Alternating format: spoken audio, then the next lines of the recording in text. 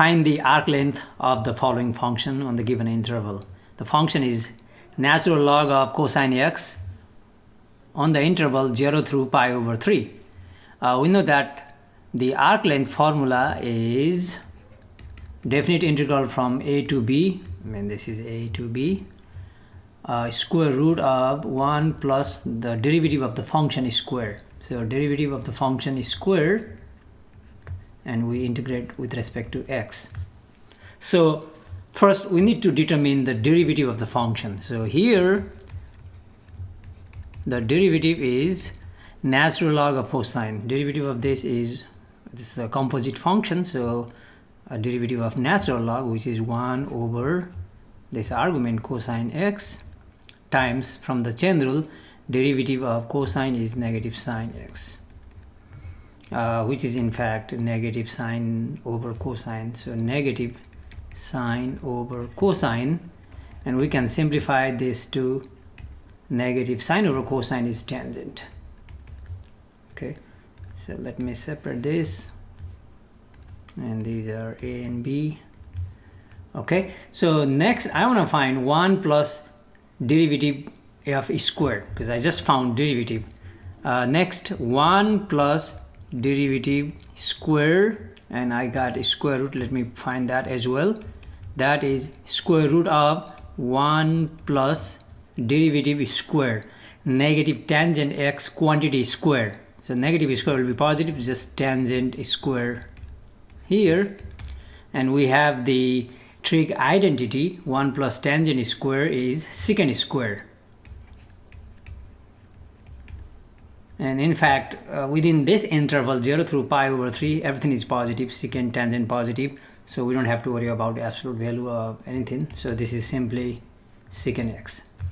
Now we can determine the arc length L, which is definite integral from a to b, which is 0 through pi over 3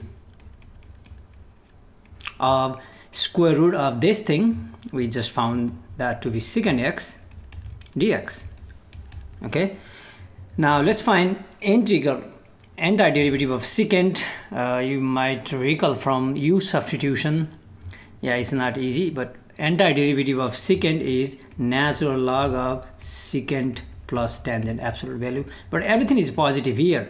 Within this small interval 0 through pi over 3 we are in the first quadrant, so absolute value is not needed, but you can always write if you like from 0 through pi over 3. Let's plug in pi over 3 for x, then 0. So this is upper limit ln secant pi over 3 plus tangent pi over 3. That's the upper limit part. Then minus, okay, so we are just plugging in here for secant and tangent,